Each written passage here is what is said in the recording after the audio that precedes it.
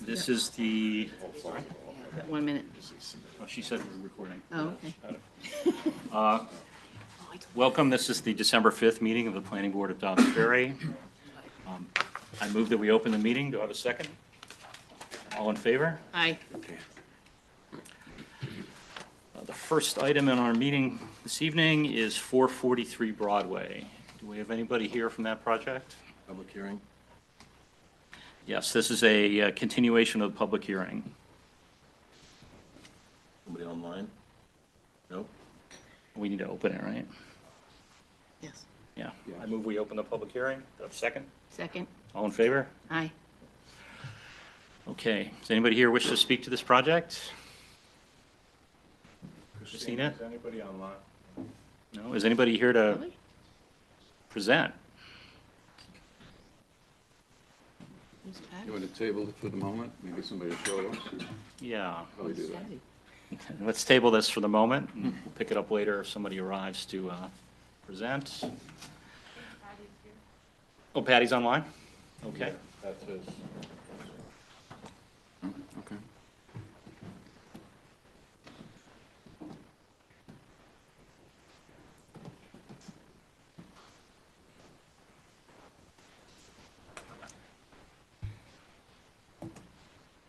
Can you hear me? Yep. Yeah. Okay, and let's see if you can see me. So I am actually traveling as we speak, so I'm in a car. I don't think there's a need for any kind of a presentation tonight, but obviously if you've got questions, that's fine. My understanding is a resolution has been prepared on this. So if there's anything you want to, questions on it or anything like that, I'm available. Patty, one of the things that came up on this was there's a fairly large number of open engineering items. None of them appear to be large issues. Have you seen the memo? Yes, I've actually seen the memo and I've confirmed it with Anthony. Obviously, those are all important information that needs to be added, but I think it's more of a construction nature. It doesn't have to do with the concept of the plan or the use or how we're doing it or anything like that. But that's really not mine to call. That would be whether Anthony and Valerie feel comfortable with it. But that would be a recommendation. You guys make the decision. Are you prepared to take that as a condition of the resolution, that you'll resolve Absolutely. those issues? Those Yeah, engineering there was issues? nothing on his list that I wouldn't want to see on a set of complete drawings. Okay. You guys are okay with that? All right. Yeah, that's fine by me. Okay, any members of the board have any issues they want to bring up? It's a public hearing. No? Anybody in the public? Just on this application. Yes, of course. I didn't know. I thought you were waiting. Coming in here. Hello, Daniel Burgers, 52 Luzerne Road. You all know I'm here for something else, but I do want to speak to this. I was just picking up my, this is the building next to the school, right? Yes. Yes. I was picking up my son from school today, and he pointed out, I never realized that building is so big. I told him, it doesn't look so good. It's not in great shape. So I think it'll be, it's a really good thing that it'll be renovated and it'll be looking much better. So I think it'll be, a good upgrade to the community. Thank you. Thank you. Thank you. Thank you. Would anybody else like to speak to this? I move we close the public hearing. Do I have a second? All in favor? Aye. So Valerie, do you want to present the resolutions with the modifications we just discussed? Yes. All right, so whereas the applicant is seeking site plan approval to complete renovations to an existing 5-unit multi-family building to increase it to 8 units. The property is located at 443 Broadway. Whereas the planning board conducted a duly noticed public hearing on October 10th, and it was concluded on December 5th, 2024, during which time all those wishing to be heard were given the opportunity to be heard. Now therefore be it resolved, the planning board determines, now therefore be it resolved, the planning board of the Village of Dobbs Ferry determines that in accordance with section 300-40 of the village's zoning and land use chapter, the applicant must provide one affordable housing unit in accordance with Section 340A and B. And be it further resolved that the planning board determines that pursuant to Section 300-52E, the applicant of the Land Use and Zoning Chapter of the Village Code, the applicant's requested waiver from the requirements of Appendix B dimensional tables will be hereby granted for the following: a waiver of 200 square feet from the minimum unit for one bedroom, and the applicant is proposing a one-bedroom size of 475 square feet. Be it further resolved, the planning board hereby finds that a proper case exists for requiring that a park be suitably located for playground and other recreational purposes, and the planning board finds that in accordance with Section 300-52J, Reservation of Parkland, that the park cannot be suitably located on the property, requiring payment of a fee in accordance with the master fee schedule for 3 additional residential units. And be it further resolved, the planning board of the Village of Dobbs Ferry determines that based upon the findings and reasoning set forth below, the application for site plan approval is granted. The approved plans refer to the October 24th, 2024 plans. The following conditions must be met before the planning board chair may sign the approval. And one of them is the applicant must address to the full satisfaction of the village engineer all outstanding stormwater maintenance agreement, and engineering issues raised in the hearings and submitted documents to the board. In addition, the applicant must demonstrate that the proposed planting plan meets the 50% requirement of the total aggregate diameter of the trees proposed for removal of trees per Section 300-51I. I'm almost done. And the following conditions must be met before the certificate of occupancy. And the first is the applicant shall record a declaration of restricted covenant on the one affordable housing unit as required by Section 300-40C2. The recreation fee, the applicant shall pay all recreation fees in accordance with Section 352J recreation. And then there's also a requirement for a payment in lieu of parking. The applicant shall pay all fees in accordance with, Patty, do you need the payment in lieu of parking too? Yeah, okay. Yep. Just wanted to make sure I got that right. Payment in lieu of parking set fee for one space. And that's it. I make the motion. Do we have a second? Second. All in favor? Aye. Aye. Okay. Have a good trip. Thank Get you there very much. safely, Ted. Well, I'm just traveling up to North Castle where I'm about to go to a planning board meeting. You have the AHRB. I'll be back Oh, yeah, in we have Dobbs tonight. Yeah, Sorry, we have the AHRB resolution. yes, I do have Oh. that. Yep. Where the applicant is seeking AHRB approval to complete the renovations. The property is located at 443 Broadway, and now for there be it resolved, the AHRB of the Village of Dobbs Ferry determines that the AHRB approval is granted subject to the following conditions, and this one refers to the architectural drawings, again, last revised October 24th, 2024. I make the motion. Do we have a second? Second. All in favor? Aye. Aye. All right. Happy holidays, guys. You too. You too. You're not doing anything on Saturday at around 3:15. You should stop down to the library. There's going to be a special guest from the North Pole there reading "'Twas the Night Before Christmas." Wonder who that is. Good luck with that, too. Was the only one missing by any chance? Yeah, we missed you. Thank you much, guys. Thank you. All right, the second item on our agenda, 70 Washington Avenue, has been adjourned until the January 9th, 2025 Planning Board meeting. Dan, is there anything we need to do to? Okay. Third item on our agenda is 256 Broadway, public hearing for proposed renovation and adaptive reuse of existing structure for conversion to an accessory dwelling unit and exterior alterations. I move that we open the public hearing. Do I have a second? Second. All in favor? Aye. We have anyone here to speak to that?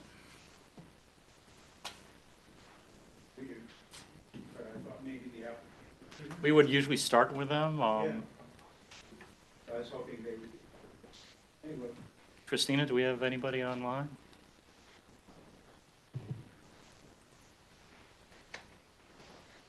State your name and address. my name's Alfred Larson. I'm at 27 Cochrane Avenue, and I'm the adjacent owner to 256 Broadway. And you've got a letter from me and some photographs. I think you've all seen that. And I believe the applicant would have it too. I was curious to see if they had responded to it. Hi, can you hear me? I'm sorry, my, So we my have system folks cut out for- for a moment. Perhaps you want to sit down and let's see what they present, Oh, okay. and then we'll give you another chance. Sure.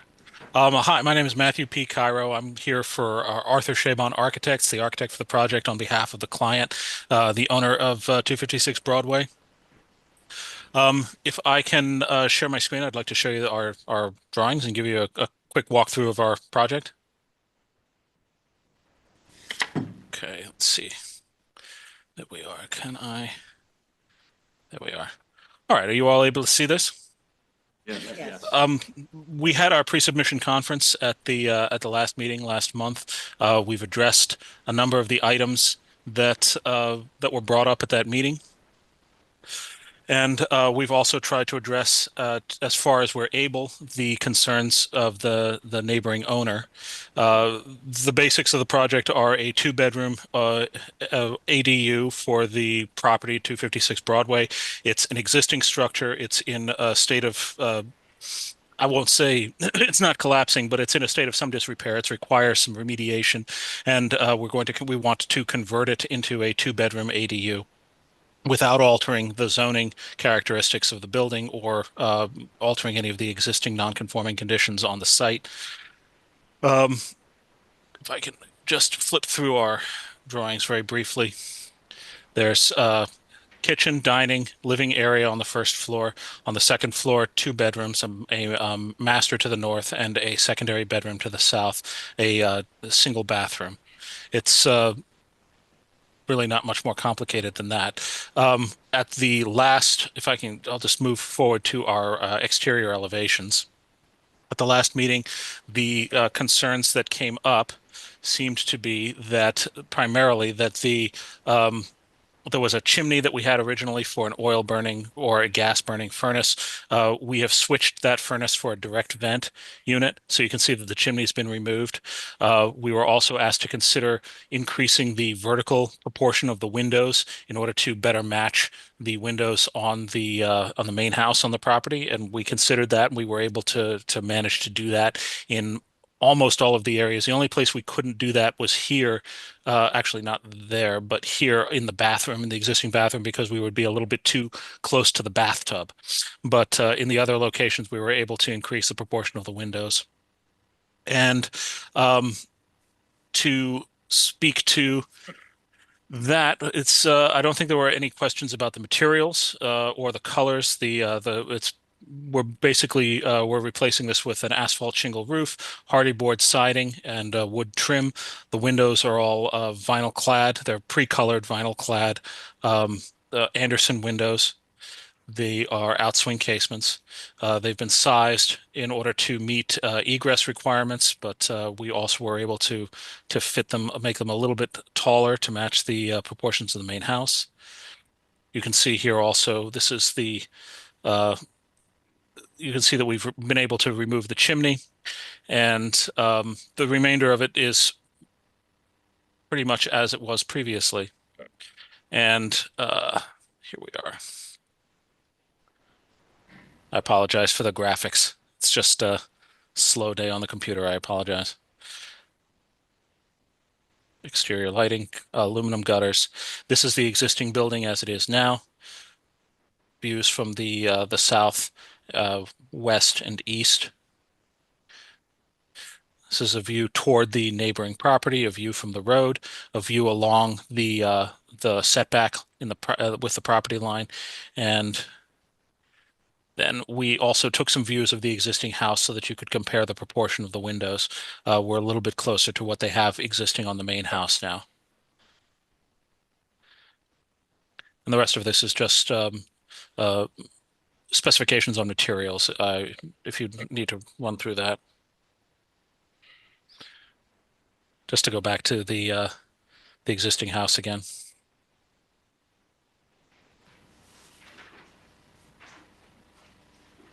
And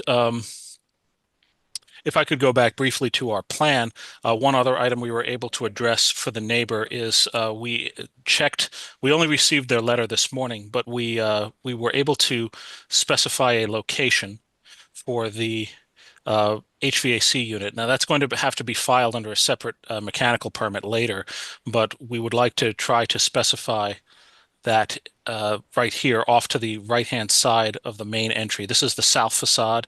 To the right-hand side here, you would see this is where a single condensing unit would be placed with acoustic fencing around it in order to mitigate sound and to make it not less visible. And this would be parallel with the very end of the neighbor's driveway so as to keep it clear of the living space in their backyard.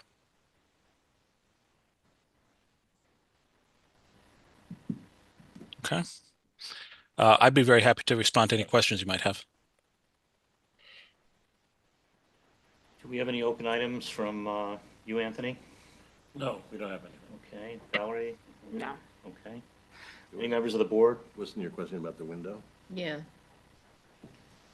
Well, there was a question from the neighbor about the window. Well, we could. That's you, right? You're the neighbor.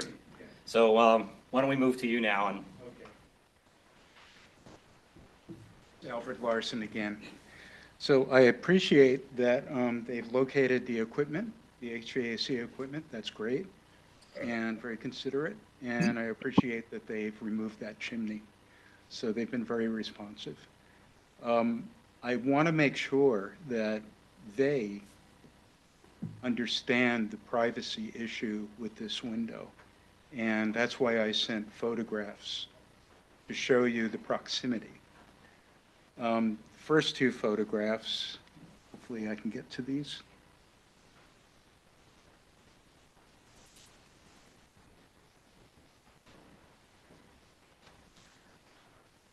Actually, there's something good to see about this particular elevation. Oh, okay. The actual grade level at the front is one thing. The grade level at the back is several feet below. So I'm not looking at a 1.5-story building as is stipulated in the code. I'm looking at a 2-story building. It's 20 feet from the front door grade, but there's a full basement, a walkout basement. And therefore, what we're presented with is a very tall structure facing our house. Let's see. Although, just to be, I want to make sure I'm understanding, that they're not changing the height of the structure, right? No. No. Oh, okay, so that's the existing, that's always Yeah. been the It's always- existing. Yeah, they have they've picked a grade point. And the grade point they've picked has a 20-foot 4-inch rooftop. 20 feet is okay, so 4 inches. But that's one place on this structure. And where this is our entrance and our patio, our main place of entertaining and eating and family and everything. You can see where the table is in this case. That's standing at our property line facing back. It's 23 feet. If we go to the photo of their structure, it's taken, let's see if we can do this. I don't know how. Oh, okay. Great. It's the photo of the facade that the drawing we were just looking at. It's the very first one up. The photo.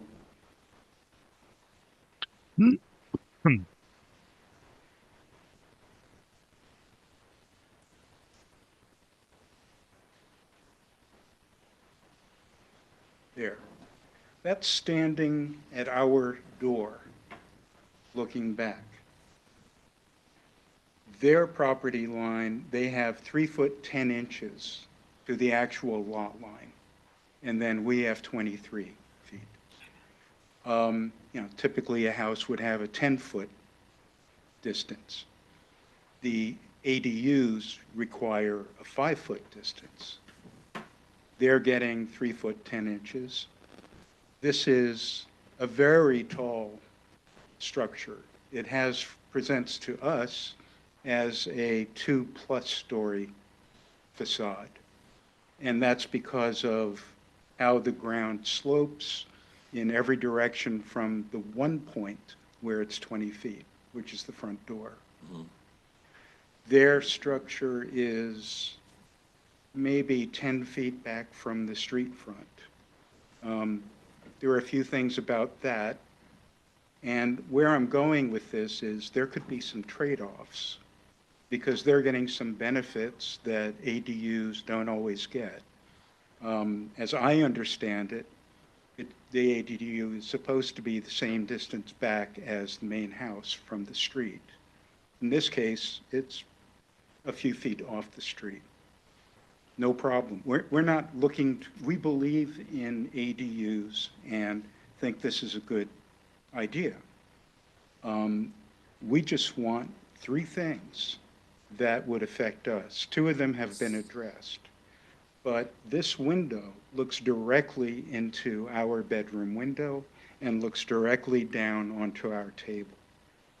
What we have asked for is to do a dormer and take that window, that same unit, and put it in the dormer. They're moving the other 2 dormers, if I understand the plans correctly.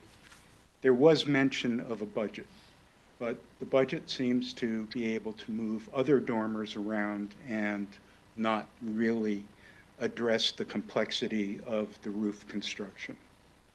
So I just wanted to push back a little bit on that. There's room for them to make a change here that we feel in the scope of things, of a complete gut renovation and everything else that's going on here. That's not a huge change to ask for. I'm not quite sure what else, that I can ask for. I do know that when you read the code, it says that buffering can be requested by the board if it seems appropriate. And that could be landscaping, that can be several different things.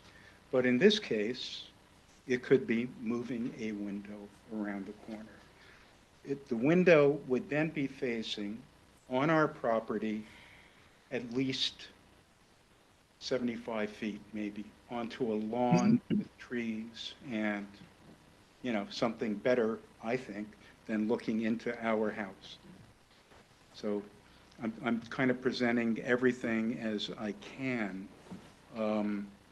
Their property line boundaries, they're kind of closer. They're closer to the street, various things like that. Maybe there's a trade-off here.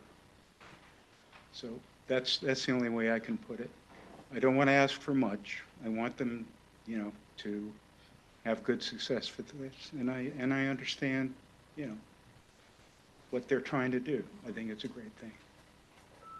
So I don't know if there are any questions. I mean, I have drone shots. I think we understand what's happening. If you want to see what it looks like from above, it's kind of like living in Manhattan and looking, out at your neighbor's wall. Would a frosted glass solve that? Pardon? Frosted glass? Tinted glass. Frosted Well, glass? how about What room? glass block? What room? No, it needs light and air, so Yeah. whatever they're going to do, it has to be an operable window. Right, I gotcha, I And understand. so I feel like they're going to gain that, Mhm. on the other side, but if that's an operable window, then we lose our privacy. Gotcha. It really is a quality of life issue. And it, as I said in the letter, their property value goes up and our property value is affected also. So, Did in our you want mind the it is. applicant to respond? Certainly. We definitely appreciate the support from the neighbor. We've gone to some lengths, we think, to accommodate the neighbor. This really is an issue on a number of points that we just have not been able to find an adequate way to address it. It is a cost issue, for one thing. Doing the dormers that we already have planned have already taken us a fair measure through our budget. Dormers seem like an additive item, but for a building this small, there's a serious structural component that we're contending with, and adding a second dormer would mean a major reconsideration of the structure of the roof, which means more fees, more design, and probably a reconsideration of the entire second floor of the house, which we think is a cost that we can't in good conscience impose on our client, especially given the fact that this is a a sort of this is a Habitat for Humanity project. Um, the window is also, it's replacing a window with like. It's essentially taking a window that's already there. It's already a component of the building and replacing it with a window that's already there.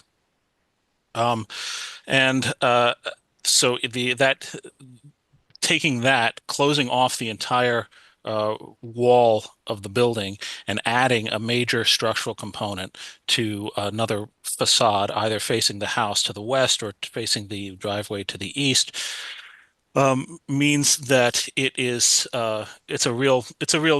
very tricky, and it's something that would radically increase the cost of the project in terms of fees and construction. I think also that when I think that I would say that I'm very glad that the neighbor's sensitive to the fact that we are up against light and air and egress requirements, and this is the only window rather facing into that room. That's the master bedroom. The bed wall is against the inside of that gambrel, so it's not as though it's the main area where you're going to look into their bedroom and see people in bed there. But I think it's in that case, it's really something that would be a common issue that you could run into just about anywhere, which is anywhere where somebody has a bedroom window that looks across onto a neighboring property. I don't think that that's something that warrants a major reconsideration of a renovation project as a result of it, respectfully. So I think that we tried a number of different configurations. They ended up chopping up the roof a little bit too much so that we couldn't guarantee that we would be able to build it the way that we currently have it, the structure designed. And that just took us in a direction that we weren't really able in good conscience to go, structurally speaking. So I think that I really think that if we could get the image, the drone image that they had, it is slightly illustrative of the. There you go. That's it. The buildings are not aligned. You see, they're really aligned corner to corner. So you see that the two windows look obliquely across each other, and the distance between the two buildings is looks to be about 27 feet, all told, including both setbacks and the lawn, or the patio there rather. I don't see this as being a big issue, and I think that requesting a major redesign of the entire upper portion of this superstructure would be a little bit onerous for our client. No, I had a question. So the dormer that we're seeing in this view, isn't that also to the same room? It's being moved. This dormer is being moved to the away from the property line. It's being moved to the south in order to accommodate a second bedroom on the second floor. And the other question is, and I guess I'm partially responsible for this mischief, having asked that the proportion of the window be made vertical. What are the this is an egress window, right? So it has to have a certain square footage. Are there rules about the sill height? Yeah, 44 inches. Above the floor. Max. 44 maximum, yes. We're within that right now. We lowered the sill slightly. We could raise the sill again if that helped. That's, I mean, I guess what I was thinking is whether or not, if it's mostly for Yeah, this air, was for a view into the trees, maybe the window could be high enough so that it was made sort of looking down into the neighbor, you know, a little bit less obvious or Right. facilitated. Well, I don't believe we could raise the window as a whole because that would run it into the roof structure. But we could Well, no, raise but I the mean, sill if you back to where it changed- was. If you changed its proportion, that's why I said I made so Yes. much mischief, because I Oh, I asked you to make see. it vertical. But if the window actually goes back to being more of a horizontal window, maybe the thing to do is to raise it as high as you can. But also, I'm not sure if it actually is, I mean, would they really be looking out that window? Because it's kind of off to the side of the bedroom. You know what I'm saying? First of all, the building is not corner to corner. They overlap. This is a little more like illustrative of that it's about a 50% overlap. It's not corner to corner. And the windows are, it would be as if I was sitting and looking at you. That's the angle. And basically, even though it is a redesign and we're moving 2 dormers already, which don't seem to be completely, you know, out of whack with the cost of the framing and everything else on the roof. Adding a second dormer or a shed it's not that complicated.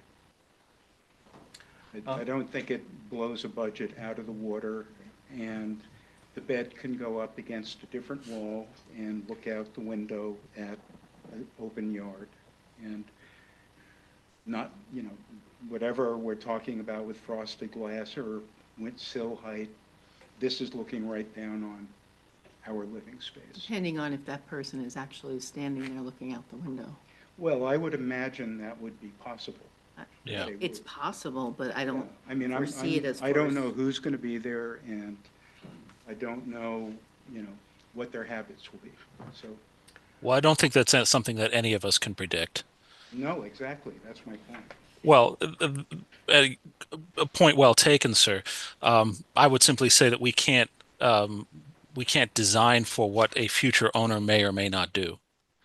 We can design as well as we can now. And just to go back to the idea of the dormers for a moment, there are a couple of additional points involved if we added a third dormer. First, if you look at the plan, we were to add the dormer facing the existing house, it would have to seat over the closet for the master bedroom right now. And you can see in the plan again, if I could share my screen, I'll take you to our plan. If you don't have it available here, I'm happy to do that. There, let me share my screen again. Just to say, I'm aware that there's a redesign involved. I don't think that should be a game stopper. No, but the point that I'm Accommodating the right. serious issue for us. I understand, sir, and we went through a couple of iterations to try and accommodate this, but to put a dormer facing the main house, which would be to the left of this plan that you see at the center of your screen, would take up, first of all, it would eliminate the skylight, or probably significantly reduce the size of the skylight, which we also need for proper light and air in the size of this room. It would mean eliminating this closet, or if it were facing the opposite direction, it would mean 2 dormers, 2 relatively large dormers next to each other on this roof. And there's a continuous piece of structure that runs through that roof, which, if we broke it a second time, would weaken the lateral structure of the roof. I understand. There's a code issue involved as well. This would require a relaxation of the statutory maximum for an ADU. We're at 790 square feet. Adding a dormer would change that, would probably take us well over the 800 square feet maximum, which would be another regulatory issue for us to reach. And we're really at the maximum of our Habitat for Humanity budget as it is now. So going through further regulatory issues like this is a real burden. Well, the Habitat for Humanity budget, as I Mr. understand Chair, I it, is a think grant. the conversation really Now, needs to Yeah. be. in addition to that, Please address all your comments to the oh, board. Rather than a conversation between. Yeah. the two. Understood, sir. I apologize. yeah, that's okay. So that would be, So I think that my statements would stand, however, as addressed to the board. I understand, we understand your position. So another way that we deal with this, and it may be just too vertical to do that, is we look at screening. Now, you already have a trellis there, it looks like? Yeah, but this window is about 12 feet above that. It is. So. Yeah, this is a Can very skylights be tall means of facade egress? on our side of the property. Can skylights be a means of egress? No. We did look at skylights as a means of egress, and we ran into that that issue, putting them in the lower gambrel, for example, but that was not legal.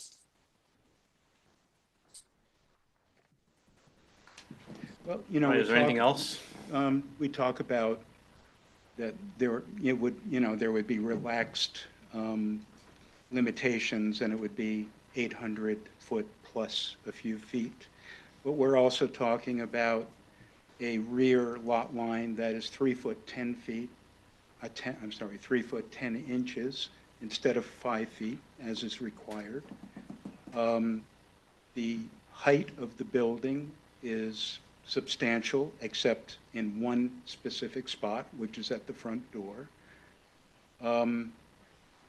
I think there have been already some variances, in a sense, given, and the trade-off, and, okay, a few more feet. It actually says in the code that's possible. I'm still, at my quality of life issue. And the idea of, well, there's a closet in the way, or, this or that, it's all doable. And I would just hope that we would be fully taken into consideration. That's all I can really say.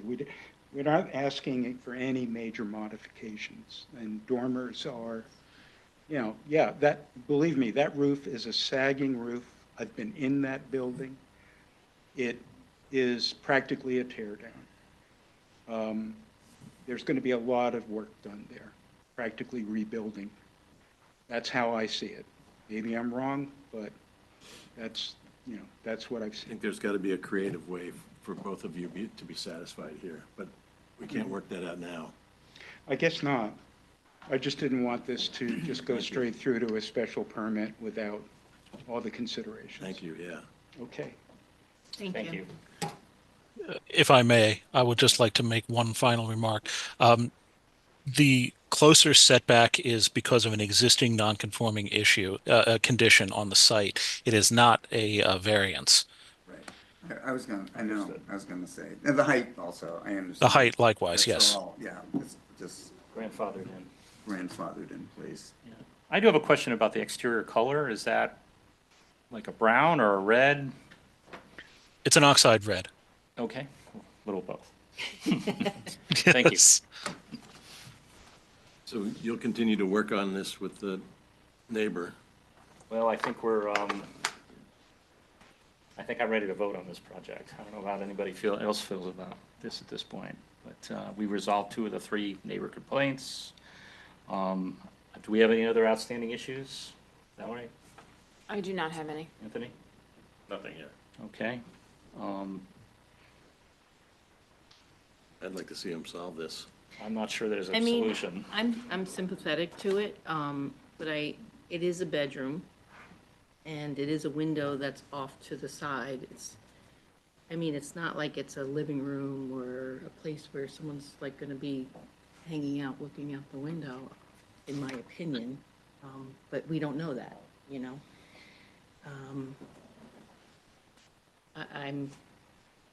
I'm sympathetic, but I think it's a little unrealistic to try and make somebody do more work when it's a pretty well designed project. So I'm sorry, that's how I feel, looking at the drawings and understanding the project. And we wouldn't have much construction in Dobbs Ferry if you didn't have windows facing each other. Yeah, I was gonna say, it's pretty typical condition, depending on what room you're in and the kind of neighborhood you're in. People manage to deal with it. With curtains or whatever it is we do, but I mean, if you're right, if we made it a condition somehow of new projects that the sight lines between rooms was I mean, if there's an obvious and easy solution, I guess, I get it, but otherwise. And for me, it's wouldn't be not a able to build prominent anything. window. And when you look at the space, it's not a prominent window. It's not like centered in the middle where you're gonna be sitting there in a chair looking out, or it's kind of off to the side. It's just bringing light to the space. You know, so, I don't know. I understand why you're, thinking the way you are, but to me, in that particular room, in that particular space, it doesn't seem to be an issue for me as a designer. If you want to proceed, you could close the public hearing. Anybody else want to speak? I move we close the public hearing. Do I have a second? Second, All in favor? aye. All right, Valerie, will you read the motion, please? Yes, I do have a resolution. Whereas the applicant is seeking a special permit for an accessory dwelling unit, the property is located at 256 Broadway. Whereas the planning board conducted a duly noticed public hearing on December 5th, and it was concluded on December 5th, 2024, during which all those wishing to be heard were given the opportunity to be heard and to provide written comment. Now, therefore, be it resolved, the planning board of the Village of Dobbs Ferry determines that based upon the findings and reasoning set forth below, the application for special permit approval for an accessory dwelling unit is granted subject to the following conditions. It refers to the plans dated September 3rd, 2024, and it also refers to the applicant must meet any additional outstanding stormwater maintenance agreements and engineering issues raised in the hearings and documents submitted. And then the resolution specifically refers to the expiration and renewal of accessory dwelling units as per section 300-39D of the Village Code. I make the motion. Do we have a second? Second, All in favor? aye.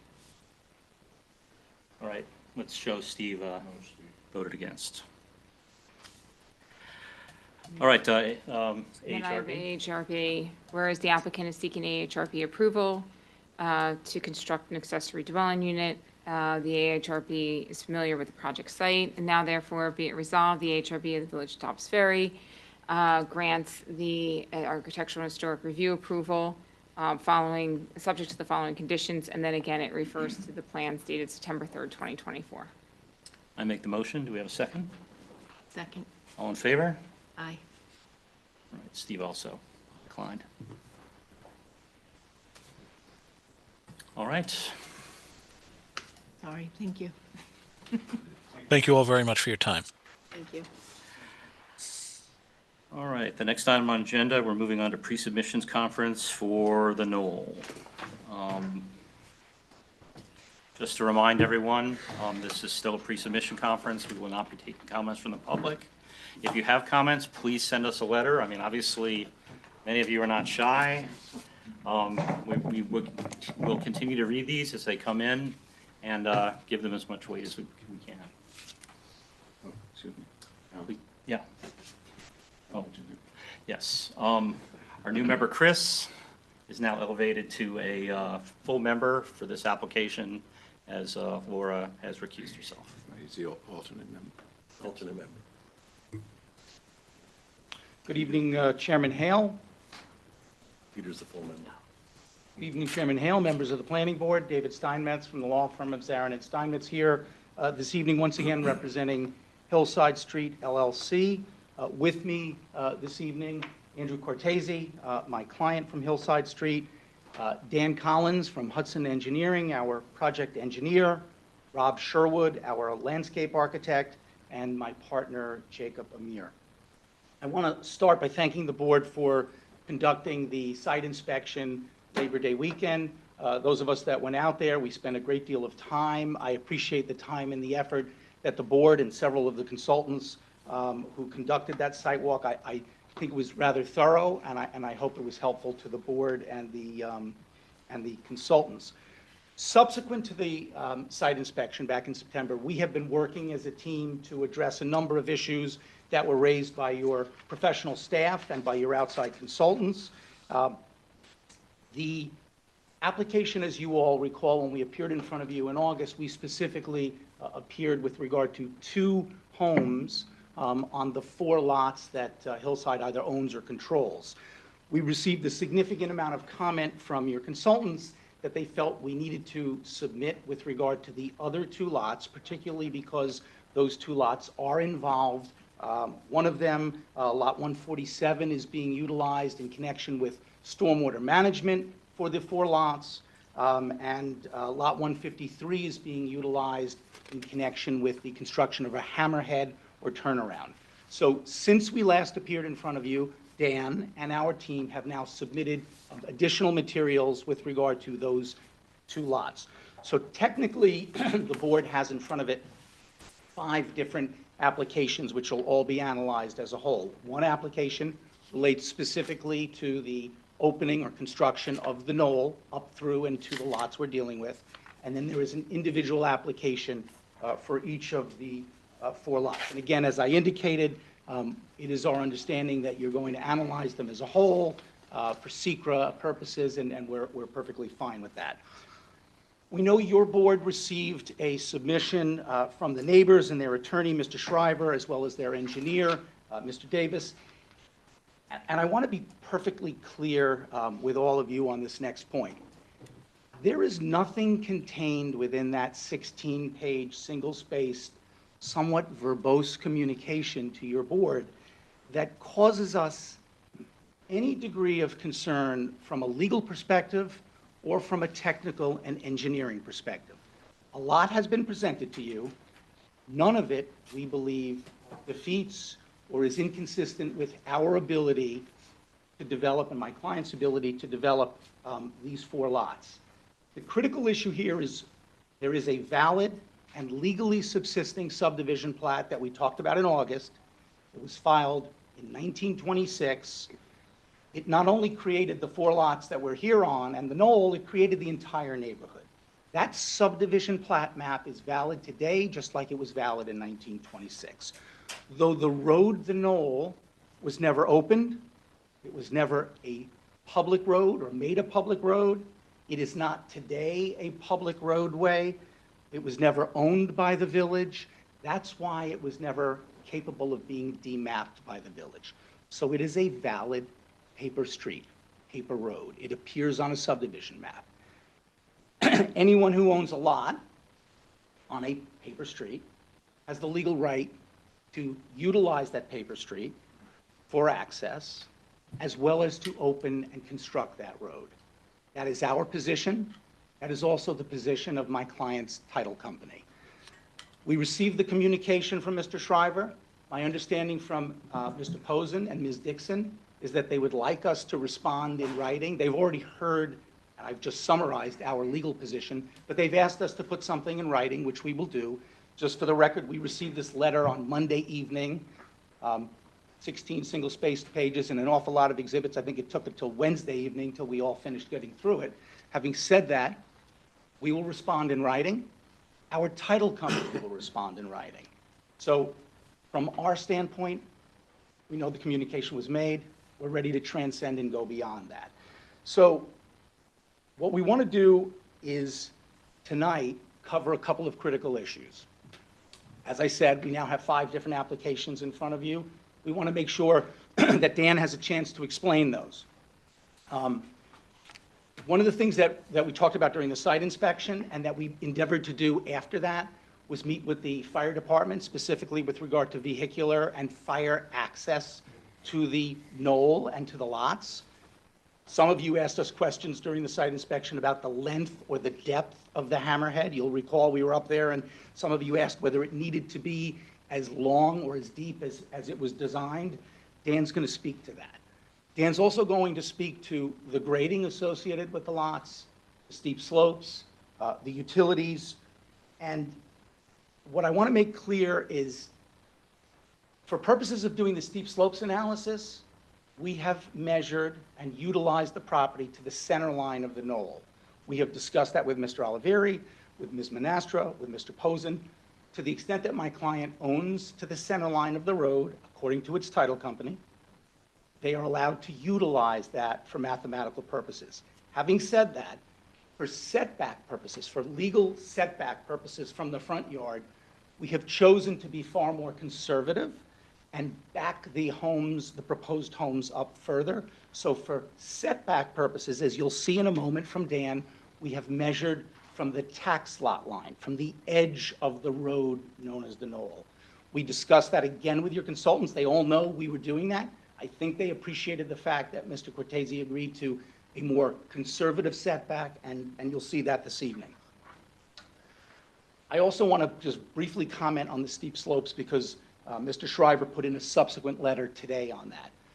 You received a letter from me that indicated that, in our legal opinion, the steep slopes regulations of the village, which were enacted literally decades, 7 or 8 decades after these lots were created, it's our legal opinion that technically the steep slopes regulations do not apply. These lots are legally non-complying with regard to the steep slopes regulation, specifically because the steep slopes regulations are contained within your zoning ordinance, not in a freestanding chapter of the code. Having said that, we did what we were asked by the consultants. We did the slopes analysis. Dan will explain that. And if we have to go to the zoning board, we will probably go to the zoning board with 2 issues. One, do you agree with us that the slopes regs don't apply for lot area purposes, and ask for an interpretation? And if they don't agree with that, we'll seek and obtain a variance from the slopes regulations. This is not a legal issue for your board. Mr. Shriver has presented it to the village. I assume you were all copied on that. I wanted you to understand why we raised that. The more important point with regard to steep slopes, at no time is Mr. Cortese or our team claiming that steep slopes are irrelevant for your analysis. From an environmental standpoint, from a grading standpoint, from a stormwater standpoint, we're completely mindful of the fact that Dan has to design these lots to work with those slopes. He has, he can, he has done so. But from a lot area standpoint, it is our position we do not need to comply with the mathematical formula. Having said that, I want to take that issue and push it to the side because it's a legal issue not for this board. We've already done the math that Anthony asked us to do with regard to the slopes. So tonight what we'd like to do is walk you through all of this. Robert Sherwood is also going to present a revised landscape plan that he devised for the knoll. And one of the reasons we want to present that is since we met with you and since we did the site walk, as I said, we met with the fire department and we now have a little bit more guidance on the appropriate way to construct the knoll, the appropriate width and horizontal curvature, which we're going to go through. So we're going to go through slopes, grading, the lots, the landscaping, and proceed from there. So with that, I'm going to turn it over to Dan. Good evening, members of the board. I know it's been a little while since we've been here, so I guess what I'll start is, as David was saying, since our last appearance, we've been coordinating with village staff. I know things have been kind of submitted all over the place, so it's starting to get a little confusing for everyone. So we had to sit down and went through everything to make sure that everyone was on the same page, and that everyone had everything, all their I's dotted and their T's crossed, etc. So as part of our discussions, again, as David mentioned, separate site plan applications were submitted. Originally, there was just 2 site plans that were submitted just for lot 151, just for ease. I'm going to call these lot 151, 152, 153, and 147. That's the lot numbers that were included in the original subdivision plat. Aside from, it made it a little bit easier to reference. So for lot 151 and 152, those are the original site plan applications. After further discussions, we are putting a small portion of the turnaround on lot 153, and of course, obviously, we're doing the stormwater attenuation and mitigation on lot 147. Since those are portions that are being constructed on each of those lots, we've actually prepared site plan applications for each of those lots, just for the stormwater on 147 and for the turnaround on lot 153. Additionally, the village wanted us to submit a separate application for the actual roadway itself, considering it was coming up the steep slopes and going up to the top of the hill to service everything, the amount of work that would need to be done. You know, it's not a small task, obviously. Let's move forward. We've also provided additional survey information for each lot. I'll start there through that as well. As David had mentioned, based on our discussions with the village, we determined that it was best to survey the center line of the knoll all the way up to the end of the street. And since this is a private street, we have extended each lot to the center line of the knoll perpendicular per best surveying practices. This was prepared by the surveyor, then included in our drawings. As part of that, all the area for each lot, full area of each lot that was used in our steep slopes calculations and our net lot area calculations was taken to the center line. As you can see, this area is part of the lot 151. 152 now includes the smallest chunk here. 153, I'm sorry, includes a portion of that small bump out, as well as the center line of the knoll here. And then obviously 147 around the bend now includes this area. And along with that, if I can get my hand, we've updated all the zoning calculations accordingly. So the lots line, as you can see, taken to the right-of-way center line, exceeds the 5,000. Once we've included the net, the steep slopes reductions from the steep slopes on each lot that are down here, we end up having 5 lots that are all compliant above the required 5,000 square feet for the OF 6 one-family residential zoning district. Let's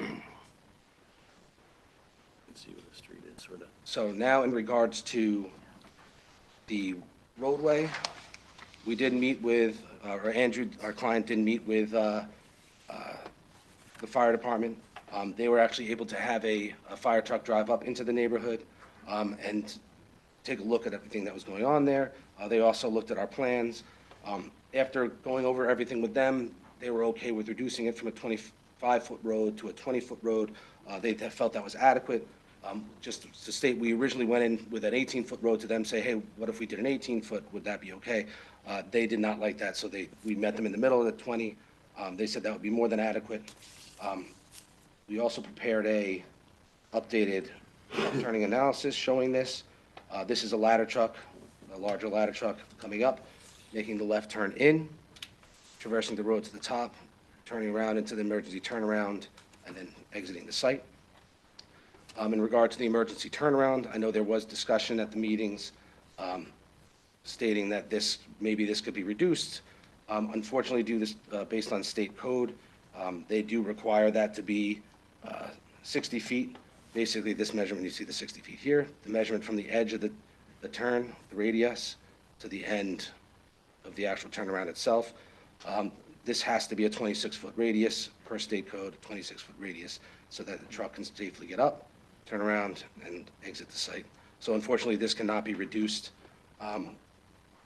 If we were to meet grade right now, I believe this section is about 8% slope down. We can make that steeper if that's something that the village would be okay with, then I could eliminate this retaining wall and it'll get coming down a little bit lower. But obviously, that's something that we'll go through as the design progresses a little more. In regards to the stormwater, actually, you know what, let me see. Also, actually, let me not skip ahead. Based on our previous meetings, we were asked to put together an aerial plan showing the site in relation to the entire project area, entire neighborhood. As you can see, we did show houses on lots 153 and 147. Again, just to reiterate, those were done as a request by the village to show that if we do the stormwater mitigation on 147 and take the additional area for the turnaround on 153, that we can still put a residence, or somebody in the future can still put a residence on each of these lots, and they could still be zoning compliant. Those aren't included in this application. We are not proposing, and our client does not intend to propose at this point in time any residences on each of these lots. The only disturbance that are going to be done on these lots are simply just for the stormwater, which would be in this location here, and for the small portion of the emergency turnaround. which actually is less now because now we've reduced the width of the road to 20 feet from 25. Now we can put a little bit, there's a little more space for a bigger home to match what we have in the other two lots, so that if somebody comes in, they can have more than enough room to build. Same thing here. We do have adequate space to provide another residence and driveway access. In regards to the grading, we show the grading for all these lots. Obviously, 151 and 152, those are included as part of the site plan applications. Lots 153 and 147, we do show that these are being graded in to show that they can be constructed. Those aren't necessarily going to be the grades, the extent of the disturbance once we get in there. Obviously, we want to keep the limits of disturbance for this lot within the area of just the stormwater, and the disturbance within this lot, just what is necessary to construct that portion of that turnaround. Any future development from anybody else, that's up to them, what they end up disturbing. The one thing that they can't disturb is the swell that goes on the back, because that'll be part of the overall stormwater system, which I'll get into shortly. As another thing that was brought up at our August meeting was to provide cross-sections through the site.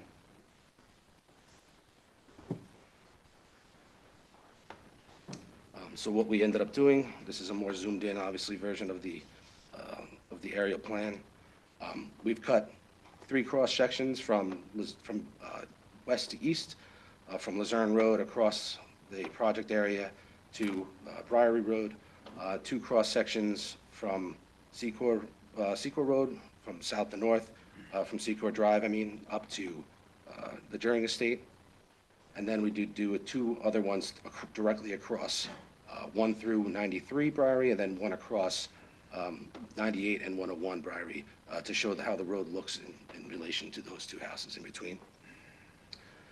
So the first cross-section that we put was through 64 Luzerne, goes up through 151 into where the new knoll would be. This is the undeveloped lot across the street from 151, which I believe is, I can switch back to this one, which is 145. Obviously, that's not owned by our client. That's going to remain undeveloped. Same thing with 145 and 146 will both remain undeveloped. And we've showed that with the trees that are going to stay, that aren't being touched. And then this cuts through to 101 Briary, which we superimpose on the drawing, as this cuts through the northern, it's basically the northern setback line. So we superimpose this. This is the elevation, the approximate elevation of the roof line. As we move closer and it comes down the hill, that obviously pops up. Cross-section B was cut through lot 152, which is right through here. So we took that through 60 Luzerne Road, up through 152, to the knoll, across through, I believe this is lot 146, yep, 146 vacant. Then this cuts through the front yard of 101 Briary, and then you come down to Briary Road here. Section C cuts through 56 Luzerne, which is the next step down. This cuts up through lot 153 and 147. I'd like to point out again, the houses that are shown on 153 and 147 are potential residences. This is just shown to show, just a visual to show what this could potentially look like if that house was there. That's the only reason we included it. As part of our construction, these houses won't exist, so this view wouldn't be up through these houses, but we wanted to show it anyway, to be a little more straightforward, so you guys can see what, if in the future those houses get built, what that could potentially look like. Excuse me. So this cuts up through lot 153, across the knoll to 147, which is the roadway at the lot at the bend. This is the lot with the stormwater management system. This is actually at the depth that it's going to be within the easement. And this cuts through the front yard of, actually cuts through the center line of the knoll roadway, which I show we show the 4-foot wall, and then 101 Briary in the back. Apologize. Now we're working our way up from Secor Drive. And I'm going the wrong way, sorry. So this is cutting up through this way. Or actually, no, that's cutting up through this way. So this comes up from Secor Drive, up 26 Secor Drive, which is superimposed onto the drawing. These are the trees that are in the rear yard of Secor Drive, up, cuts through the three lots, lot 153, 52, and 51. Again, 53 is not being proposed, 52 and 51 are. This is just to show what it would look like. And then the remaining lots up to, again, terminating at the Juring Estate. And this is 18 Secor. This goes through their residence up. There's a shed in the rear, then the knoll. And this is lot 147. Again, this is just theoretical house. And then this cuts through lots 45, 46, 45, 44, 43, and 42 before you get to the Juring Estate. And then this is the section through 93 Briary, which is halfway up. And this is lot 147 of the knoll. This is what that would look like if it was cut through 93 Briary. Section of the knoll basically meets grade right behind where we have the retaining walls. We have a small 4-foot wall, then we have our stormwater system. Then lot 146 is vacant, and then obviously the rest of the lots will be vacant up to the Juring Estate. And then this is between 98 and 101, which have been superimposed on this cross-section with the knoll in between them, showing how we're going to, showing how this provides additional room for landscaping on either side, which obviously we'll get into in a little while. Dan, I have a question. Sure. Well, I just, Dan's the only one that knows anything. Understand that. Yeah. How do the sky exposure plane regulations apply in a subdivision like this? Say it again? The sky exposure plane guidelines, do they pertain to these sites? They do. Have they presented? No, in my memo, the ARB, those components still need to be, there's additional information that's needed in order to really start diving into the ARB, and that would have to be provided at that point. Right. I just like them. Are you aware of that? Yes. Okay, good. I know, I just yeah, wanted to we're- make sure you weren't like Yes, surprised. yeah, we're making it through this port a little bit farther before we get into Right. getting into more of the design features with the architectural, with the. Because that would change, I mean, if that could have effectively, could impact the massing of the buildings if it. Sure. So I would take a look at it anyway, even if you don't. Absolutely, and then we definitely will do that. So then I'll move to stormwater.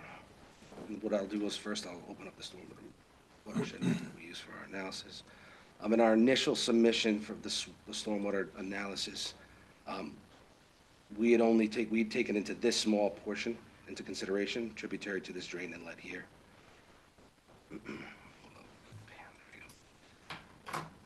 So we had watershed 1 is basically a good chunk, it's a small chunk of the knoll area, and then the majority of the houses at the bottom of the hill along Briary, as well as a portion of the Juring Estate. We had analyzed that to coming down to this location. The rest of this, majority of the lots that are our lots would be 51, 52, 53, and 47, sorry, currently drain over land toward both either Luzerne or Secor. As part of our analysis and our discussions with the consulting engineer, we've actually expanded this to take in the additional area that comes down that hill to that existing drain inlet to make sure we know that that has the capacity. So in the pre-developed line, that drain inlet and that outlet pipe was analyzed. In the proposed design, we kept that, obviously. This is the entire off-site area. In the proposed design, we kept the existing building. Now we're showing the new buildings on 147, potential buildings on 147, 153, to include those in our stormwater design to be conservative. So the runoff from this area, from these impervious areas, is captured via a proposed swale that runs along the rear of these properties. And I'll switch back to here, it'll be a little bit easier. A swale that runs to the rear of these properties to a drain inlet here, where it meets with the runoff from the rest of the roadway. From here, it's captured, and we bring it into a subsurface attenuation gallery. Due to the location, this is a considerably large gallery that is sized to slow the flows down for all storms up to 100 as required by this New York State. We're also providing water quality at the inlet via a cartridge filter unit that basically filters the runoff before entering into the system. Then a weird wall at the end controls the flows before it discharges down the hill, and then ultimately meets with the runoff from the remainder of the off-site watershed, including the During Estate, up Heather Way, Hilldale Road, and a portion of Summit Terrace that comes down to that point. So we're confident that this system works to control the flows for all the storms 110, 25, and 100 to be less than what currently exists.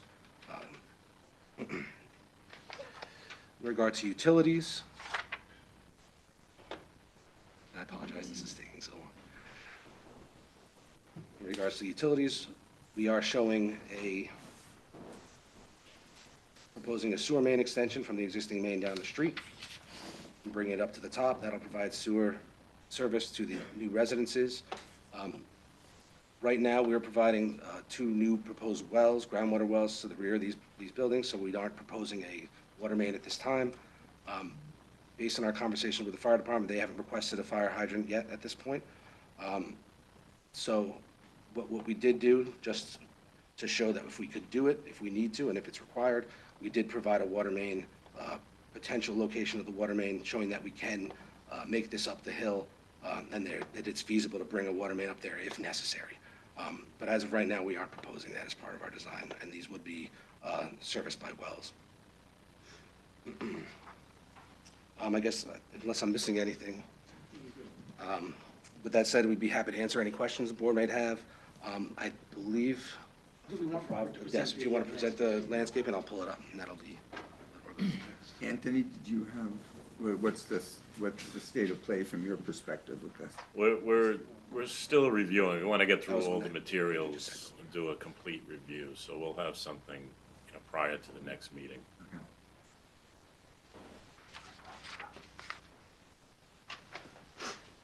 Good evening, Robert Sherwood, landscape architect.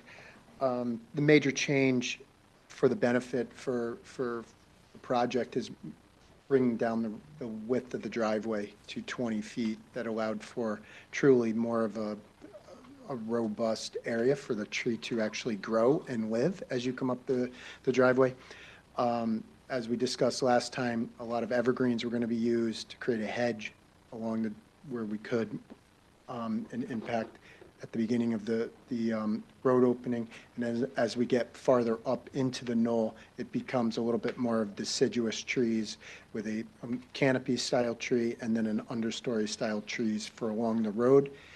And then the individual landscaped lots are a combination of deciduous and evergreen trees. Screening in between the lots, screening between the knoll lots and the existing houses with a couple different evergreens, green giant arborvitaes, Leland cypress, and different things to utilize to screen those out, so that lessening the impact. Planting height, they are being planted at a good size, spec'd out at 10-foot high, so these aren't immature trees.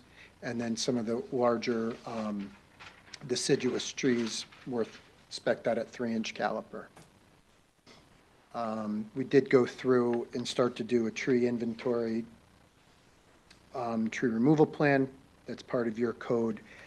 So we're starting to get the list together on that to see where we comply with your section of the code about tree replacement.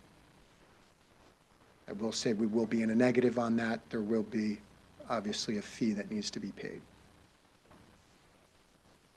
And that's.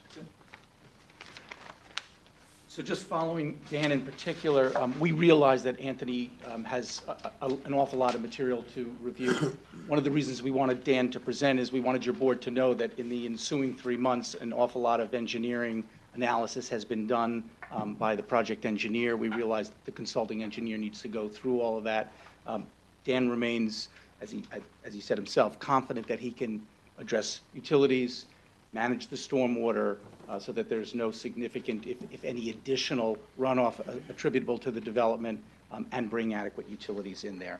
From a procedural standpoint, Mr. Chairman, what we are hoping your board can do, I guess first I have a question for Valerie. I was not sure, and for Dan, whether the board declared its intent to serve as lead agency at the August meeting. No, they didn't at that point, because at that point, we didn't finalize whether it was an unlisted action or. Understood. So from a procedural standpoint, we would ask that the board designate its intent to serve as lead agency and circulate as your professionals would do. And the second thing, obviously, there's a tremendous amount of public interest. We would ask you to set the matter down for a public hearing at the next possible meeting date so that we can officially hear from the public and move forward with the application. And again, we're obviously happy. The whole team is here. We're happy to answer any questions that you all have. Well, before we do that, I'd like to regroup a little bit. First, you're going to come back with legal and title responses Correct. to the Shriver letter. Yes.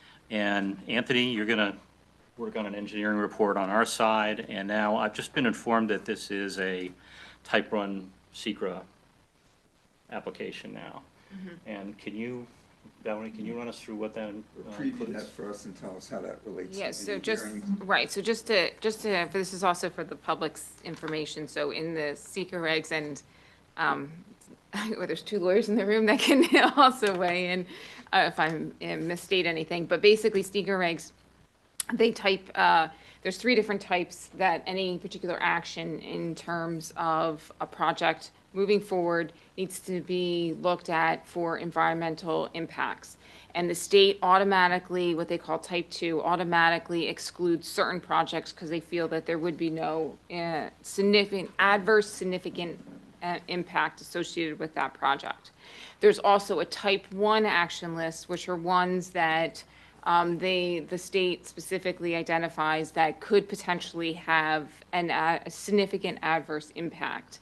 And then there's an unlisted action if a project doesn't fall on the type 2 list or the type 1 list, it falls under unlisted. This particular action, if it weren't next to the jury in the state, would probably fall under an unlisted action. But because it's next to the jury in the state and that is a critical environmental area, in the village's village code, section 167-6B specifically says actions that would otherwise be characterized as unlisted shall be type 1 actions if located in or substantially contiguous to a critical environmental area. So that is why it triggers it for the type 1 action. This just means that you have to do a coordinated review if there's any other involved agencies. And then it also means that the applicant needs to provide a full environmental assessment form, which they sent one yesterday. I still have to review it, and that will be something that will be sent on for next month's meeting. And at which point we can work with the board to go through what we call part 2, which specifically identifies if there's any particular environmental topic areas that you feel warrant additional review and consideration by the applicant. And can you preview for us, isn't there a prescribed protocol for the series of reviews and hearings that take place and the timeframes? So that would be if you specifically did a positive declaration and started an environmental impact statement process, but a type 1 action doesn't necessarily mean you have to move through that process. What it just does is that it requires some additional information in terms of the environmental impacts. The applicant can provide that additional information through various studies or additional, reports, and then ultimately this board will make a decision at the end whether you're going to go to a full environmental impact statement process or what they call a negative declaration, which means that you worked any impacts that were associated with this project were mitigated through the actual project design. So when do we as a group have when do you think you would have as a group the discussion about the long form? Yeah, so that would be next month. I would say we should carve out some time to go through the long form environmental, yes, at the planning board meeting. And at that point, decide whether or not there's some additional scope. Additional like studies or additional That things we you want. want, Yes, okay. correct. And just so the board is, Valerie, completely concur with your explanation. We have not disputed the fact that it's a type 1. It's exactly why even before we arrived here this evening, Dan did prepare a long environmental assessment form. You now have that. And Mr. Lane, as Valerie said, if you all determine that there are any additional studies that have not otherwise been done by any of our team members, we have the opportunity and we would certainly submit that. It is still simply a 4 homes on 4 valid existing lots and the opening of a previously approved and platted road. So we're mindful of the fact that it's an important application. We're mindful of the fact that there's a significant amount of public attention, and we want to make sure that your record is thorough and that you get the answers to the questions that you need and you deserve, and you'll get them. Well, based on all this pending activity, it seems premature to call for a public hearing at this time. We'll take another look next month. We will be here next month to address any questions you have in the environmental assessment form. Given the extensive presentation from Dan Collins this evening, is there anything that any board member or, I know, Anthony, you've got your homework, but if there's anything that any board member would like us to answer for you, we're ready to deal with that as our homework on our side. Any members of the board have any items that they'd like studied at this time? And we clearly have a lot of that coming. Yeah, up we'll next absorb month. all the stuff A lot we of have. material to review. Yeah. Okay.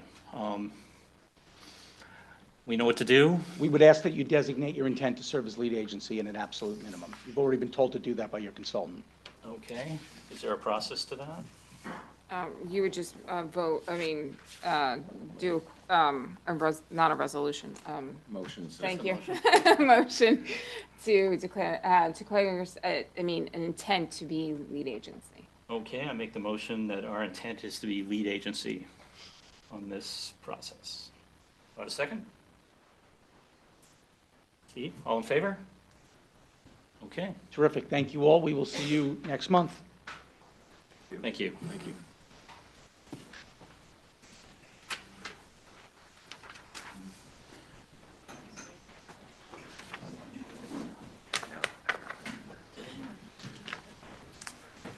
Chris, you got to vote on your first seating. That's good. Yeah. Stepping right up. I was practicing at home. It's right into the fire. Right? Oh, yeah. Let's just wait a second for everyone to exit. I have a lot of work. Not just you. I couldn't find those, Feasibility study that I'm working on.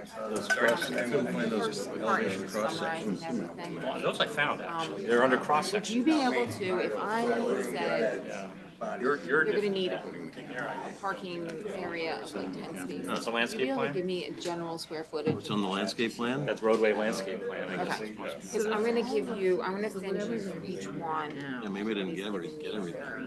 That's, I don't like how many spaces, just very short, right? Yeah. Everything, like what I'm saying. Yeah, we can kind of look at it, if there's any rules of thumb for that, we can kind of look at it. And you have to get, integration and stuff. Yeah. Mile, they're gonna tell, what does that kind of work out to? Right. Excuse me, folks, we have a couple more public hearings. Say anything, start anything. Good stuff. I think they ran, I don't think it was bad. I mean, Anthony will tell us, I think how it worked. We'll follow your lead, essentially, on these things. Next. Yeah. Okay, thank you everyone for your patience.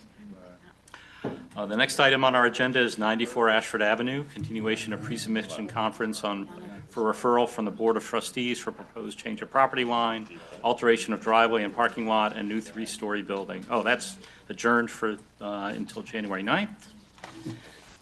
The next item after that, number 6, is 33 Ogden Place West, continuation of pre-submission conference for proposed addition to existing home. Do you have someone here to speak to that?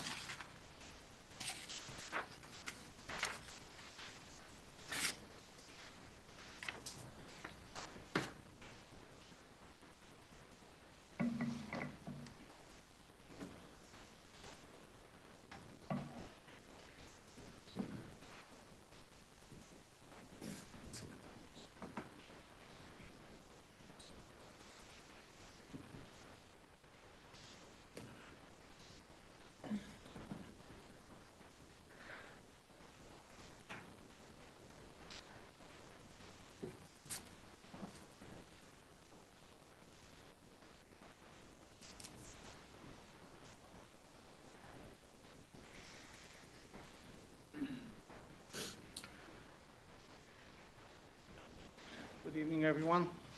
My name is Kasper Tokarski, owner at 333 Ogden Place. Second time I'm on behalf of that matter of an addition. Last time we all met and we discussed that the house looked a little bit wicked, I'm going to call it.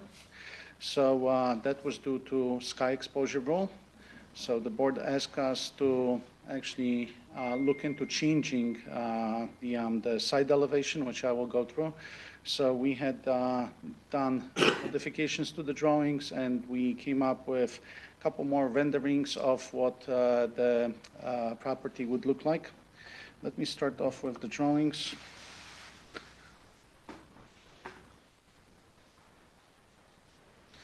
So this is existing house. This is Irving Place site where we have the two dormers and the roof slants on the second floor to a 5-foot knee wall. This is how this site complies. There is two dormers which encroach in the sky exposure. What we have done is we've taken the plate from right where my cursor is, about 5 foot, and we raised it to a full wall plate, which is 8 feet on the second floor height. And we lowered the pitch for the front peak, which actually, what it did on this elevation, which is the Irving side, allowed for the fascia and the gutter line to be all aligned. As the board requested, there was no window on this elevation, and there was two dormers basically on the old part. So the two dormers got eliminated. There is a double window for the bedroom right behind. And on the addition side, which is another bedroom, we inserted the window on this wall. Again, the line aligns. What had happened is, I'm sorry, this is the sky exposure. So as we can see very slightly, I'm sorry.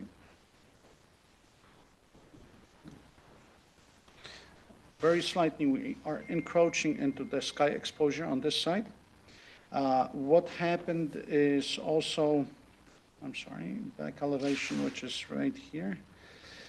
Because the two pitches will meet at a almost, I believe it's a 4 to an 8 pitch. The soffit, unfortunately, had to extend to align to the same height. So on the back side, we started to encroach into this sky exposure by slightly, by a couple inches, which I. But can I ask you again on this elevation, Mm-hmm. the cant that is shown there at the end of that roof, is that? You mean here, or, hold on? Yes, where your cursor is. Is that because of the sky exposure plane? No. Or that's an existing, or I know that there was some existing. No, the existing line comes to this line. This is basically where the existing roof is. The Right. plate got raised to full 8 feet.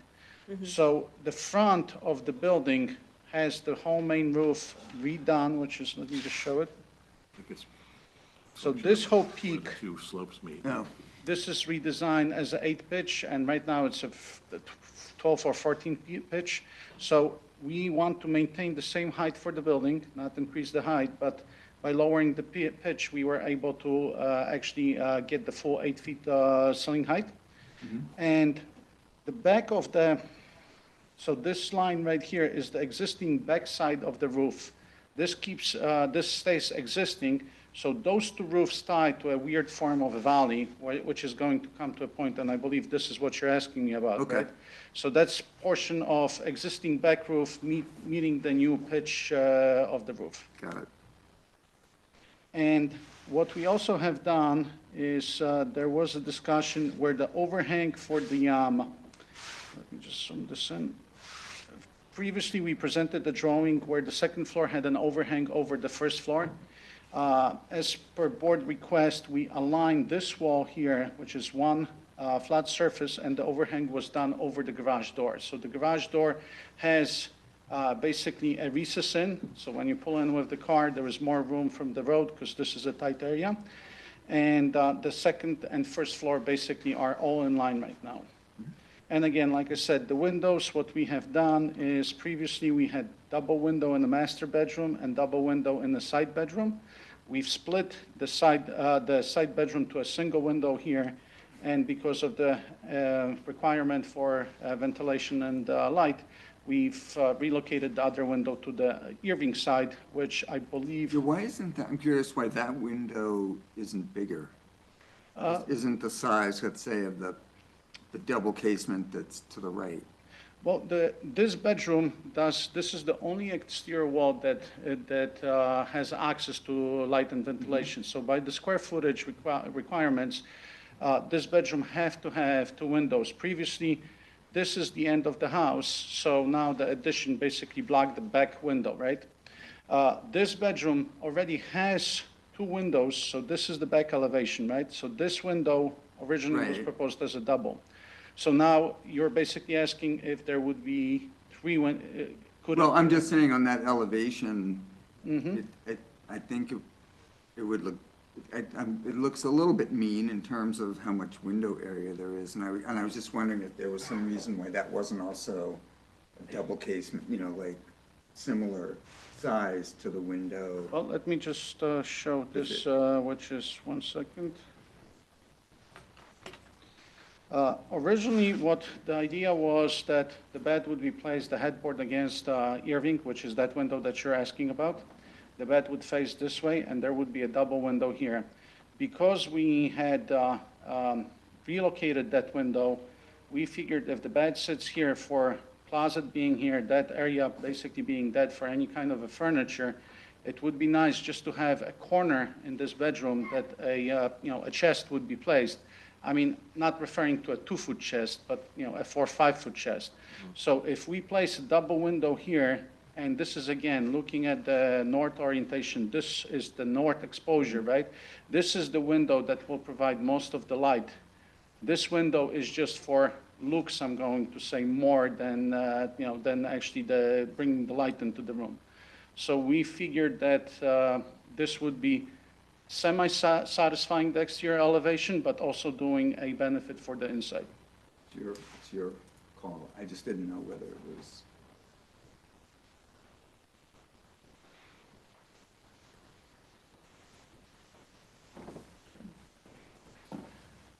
The other thing for me about that elevation is the first floor. It seems, it's got that large bay window, and then it's got those 2 tiny little windows. And it sort of feels a little light with windows there too. Is it just me? Anybody else feel that way? Yeah, do you have the perspective? You have very nice renderings. Yep, You have that, I know you have Sure. a 3D view, kind of a oblique view looking at that. Yeah, there it is. Okay. The left, right? The bottom left. Correct. So those are the 2 windows, I guess, that you are referring I to. mean, I agree with.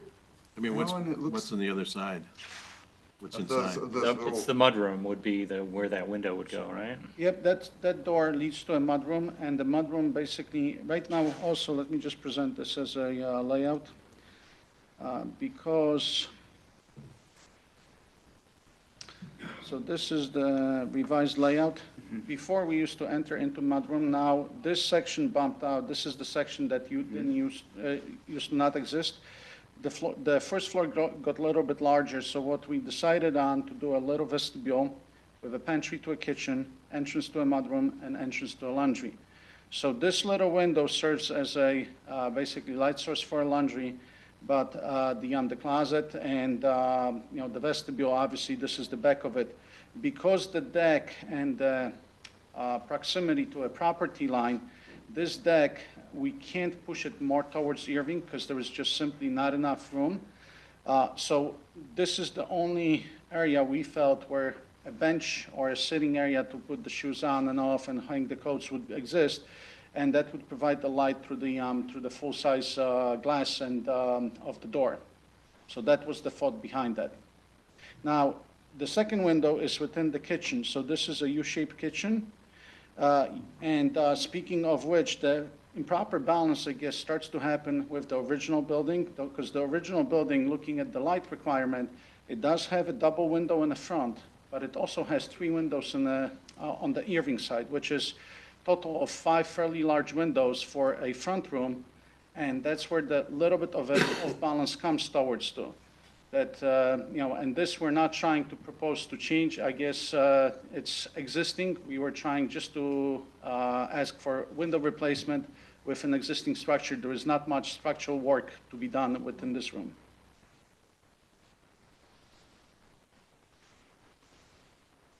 I guess my question probably is, could you add a matching window, the window that matches the laundry to the mudroom?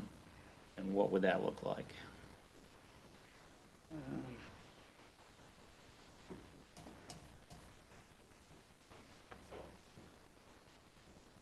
Sorry. So basically adding one more window into the mudroom, right? Yeah, would help. I mean, you guys are design professionals. Yes. Do you agree that that's worth looking at? Well, it would make it more balanced. Yeah. Again, facing north side, so this is the least attractive side of the house. The Right. setback, as everybody knows, that the house is previously built too close to Irving, so it's right on the property line, right? So this window is almost, and then we are asked to put sidewalk on it. So now, despite the fact that the road is closed, the sidewalk is even closer. So this road just basically is, you're walking right almost next to somebody's windows. That's why we weren't a huge fan of putting windows. Second floor, could understand you're up above 15, 16 feet above the grade. Yes, not a problem. This window, I mean, It would balance it out, though, I think. And it's a mudroom. You need light. Well, he's saying he's got the full light door, but. No, I know. But I really, as my, my role as a member of the AHRB, I feel like that elevation doesn't appeal to me. And I think if a window in the mudroom would fix it, that seems like a fairly. I mean, it is straight-ahead much better. fix. All the massing stuff you did is much better. I hope you're happy with it too. yeah, absolutely. In terms of the other things. I 100% agree with the board that sky exposure rule, when it applies to that applies. This house, actually, it would make the things worse. And I think what you did over the garage is right. But I do feel like this elevation, there's still something kind of. I mean, if the board is okay with it, I mean, I wouldn't have a problem putting in the window. Basically, it would be in the center of mudroom, which would be somewhere around where the cursor is. It would be pretty much the same size as this window, so they both match. Yeah, I think they should. They're all the same size, right? Correct. I So there would would do- be yeah. one more window added. The only question that I have is for that one small modification to the drawings. Shall we meet next month for the board to see it? No, Well, I think, are we ready to call a public hearing next month? oh, that's right. We have to call a public. We definitely are, right? So I don't see it has to hold up the process if you can Yeah. get that modification into us, within, what's the filing date requirement? I think it's usually 2 weeks. 10 days. 10 days before the next, so we'll call for a public hearing. Continuations. Sure. Okay. There's anything else we need to go to a public hearing? Anybody? Okay, I move that we call a public hearing for next month. Do we have a second? Second. All in favor? Aye. Okay. And one more question, with the trees we have, we were proposing the 2 trees to be removed.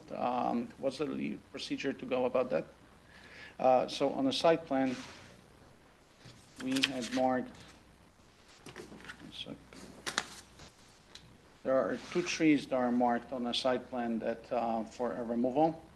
Is there anything special that the board would like us to do to sort of expedite the process, or? So basically, if you remove 2 trees, you need to have a 50% replacement of the diameter breast height of the trees that you're removing, or you have to pay in lieu of fee for the trees. Or some mix of the two, Right. right? That's correct. So basically, if we propose a landscaping plan that suggests replacement of basically replanting of the trees, and then I guess there is calculation that's needed yep, okay. Yeah, the girth of the trees, the 2 existing trees, and then the diameters of the ones you're planting. Gotcha. Have to be 50% of the one, yeah. Yep, perfect. And are you, in the plan here, is this new foliage in the back where the grass is, the property line? Or is that the neighbors? Well, this is, you mean? Yeah, that one right Those, there. those Mhm. actually, we own this property, so that's where we currently reside. Those were. Oh, okay, so that exists. Yeah, that exists. That Mhm. was planted 2 years ago. Okay. Just a couple of comments. For the next submission, we really do need to see the survey. It was mentioned that this is 1980 survey. Property lines are really not defined on this site plan. There's one front property line shown, some setbacks that seem to be measured to the curb lines. The site plan in general needs to be cleaned up. There's a lot of extraneous lines. It's very hard to follow. I had some questions on the stormwater calculations here. Correct. To look I at saw that. And the sidewalk. You're proposing a sidewalk around the entire perimeter, correct? Correct. When there were some grading lines that were put on here. I don't know where they came from. I don't know if it came from aerial topo or something. Yes, that's Okay. basically where they came from. But if you look at the topo along the perimeter of the property, it's pretty sloped. So if you're gonna put a sidewalk, there's gonna be an issue there with grading.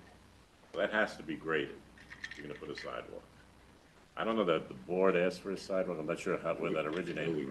Building department did. Building department did, okay. It's fine, but it needs work. We can't just draw a sidewalk on there, and there's a pretty good slope there. Okay, so that's got to be looked at, and the distances of the garage to the property line have to be better defined. I think that if someone parks a car in front of there, it's going to block the sidewalk. I don't know that you have enough room.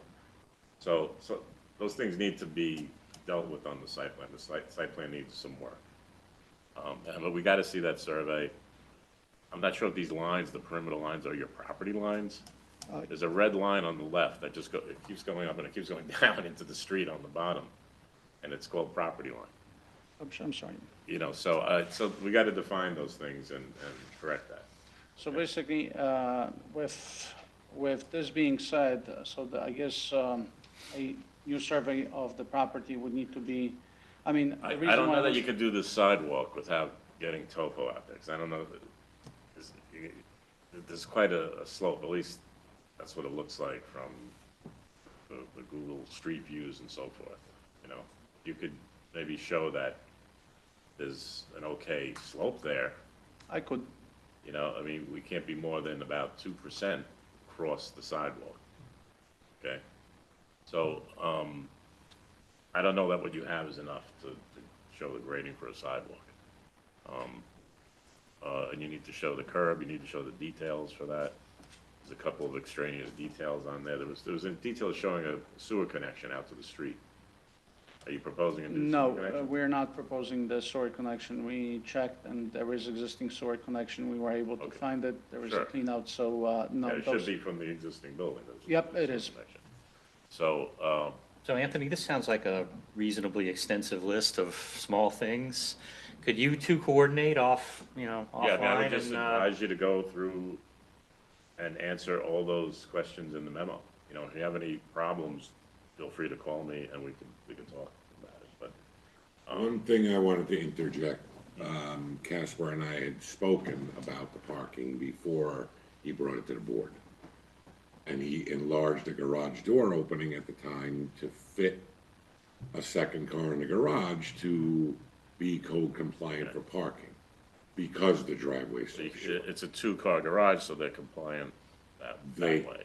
They can park there, so the driveway is simply a drive to get into the garage, not a park. That's fine, the board should just be aware that there's a distance there that, Right. I mean, one of the renderings shows a car sitting in the driveway, or maybe he's moving, I don't know. He's leaving out of the, Yep, but if a car sits there, and especially if there's a sidewalk, it's gonna be sitting over the sidewalk. And that But, was, you know, I don't think there's much you can do about that. But, I need to know the slope of the driveway. You need to be picking up the drainage off the driveway, not just running it all out into the street. It's not a large area, but that's usually the requirement. So there's plenty there to go through, and I'm available, obviously, to go through it with you. Okay, and I'll try to prepare some documentation for the next board meeting, and hopefully that will resolve a lot of issues. Sure, thank you. Thank you for Okay, your so time. just to review, there's the window issue and there's the engineering issues. Is there anything else that's an action item for him for next month? Mostly the engineer. Okay, Okay, good deal. Thank you. thank you. Thank you. So you setting a public hearing? Did I call for one? No. No? I thought I did. Yeah, you did. Yeah, I okay, missed it, sorry. that's okay. It's okay. The last item on our agenda for tonight is 200 Ashford Avenue, referral from the Zoning Board of Appeals for pre-submission conference for proposed plans to construct a parking lot and add a new dwelling unit on the first floor. Yeah, and just for clarification, so the ZBA looked at this application, but they did not want to weigh in on the variances until this board had a chance to look at the site plans and provide a recommendation for the variances that would be required. Okay. Good evening. This is Shaheen Badali. I'm the engineer for the applicant. Here to present for 200 Ashford Avenue. If I may, I'm going to share my screen.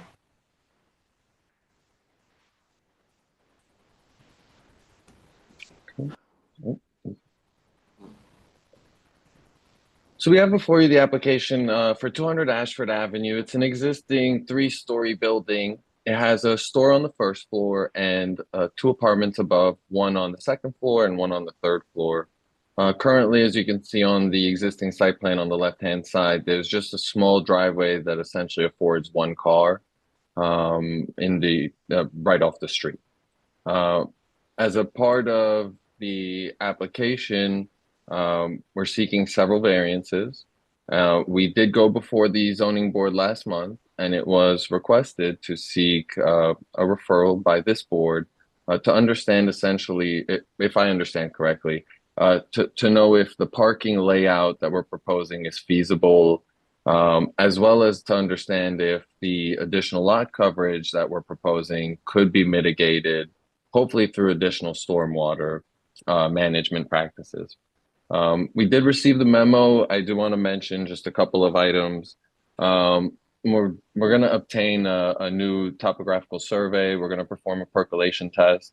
So we'll update the stormwater calculations in accordance with that test, as well as most likely increase the system based on the comments that were received. We're going to modify the lighting that's proposed before you in order to not have a light pole proposed in the backup aisle of the cars and perhaps provide something that's more appealing. We're going to provide additional erosion control and site details in accordance with the comments that were issued. But really, if I may, my questions for the board would be if the board believes that the layout that we're proposing appears acceptable, and if the coverage that we're proposing appears acceptable. And with that, if the board has any comments, please. Let me ask Dan like some code questions. So these spaces are strictly to meet the residential requirements, right? There's no. So, I mean, essentially the spaces are provided for the new apartment, but in addition, we're providing the maximum parking that we can hopefully fit on this lot. So, we did provide a little bit additional parking, but it's, the store itself does not currently have a spot, neither does the resident. There's really only 1 parking space, but it's not very usable currently. So I guess I just want to understand, what is the strict code requirement here, Dan? If they had a great big site, what would they be theoretically providing? They're adding the 1 unit, so they have to add the 2 parking spots. So they'd need a total of how many? How many units are in there? 3. 3?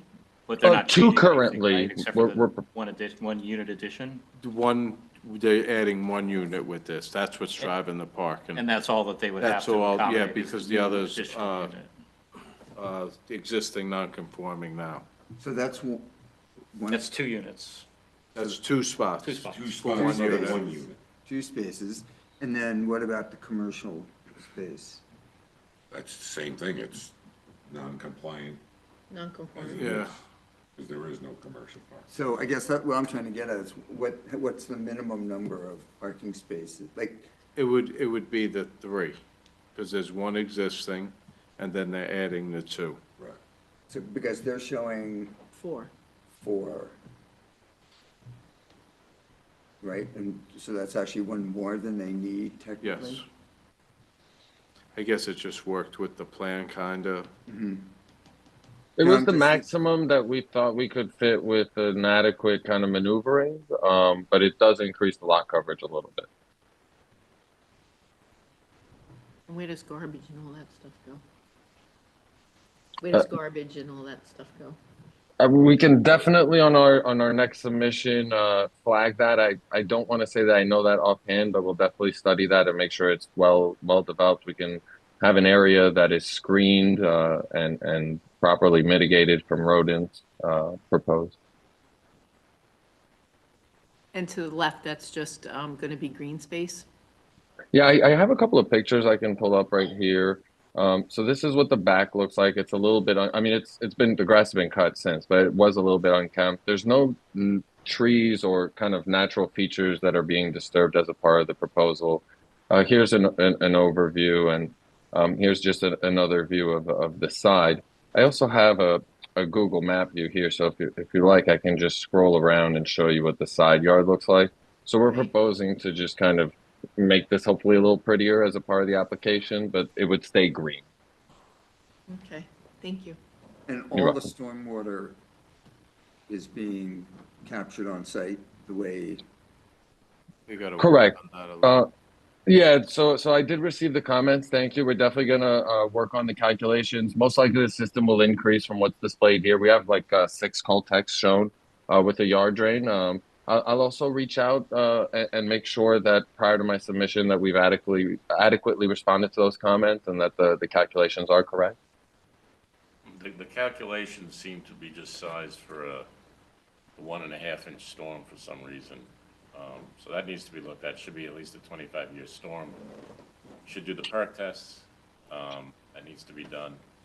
And when you do the topography, you should extend out to the street and show the sidewalk. The sidewalk may need some work and repair in some of the curb areas. And I would also include some of the topo running into the to the east, I guess. I'm not sure what happens beyond your property line there. If there's a drop off or what yeah, what's happening along that property line? Is the grade even or does it drop off or? It's hard to tell, so I'll definitely make sure that we have that information contained. Because she'll be backing out of parking spaces right against that, you know, that should maybe be looked at. There's, you're basically paving right to the property line there, right? That's the intent. That's correct. Yeah, I guess that's about it. But yeah, if you could just go through that memo and oh, I would just add to that, you really should show maneuvering for a car, you know. Yeah, wouldn't you You only want have 18.6 on the aisle width. wouldn't you want to angle those parking spaces so you can get in and out of them? If you angle them, then you gotta back out, maybe. Well, I think right? you got to So, back out now, right? I don't know. It's right now, it should be a 24-foot aisle, I believe. I believe one of the variances was for that, for the denial. I don't have it with Was me. it for the aisle width? It was for I think they were a foot shy or something.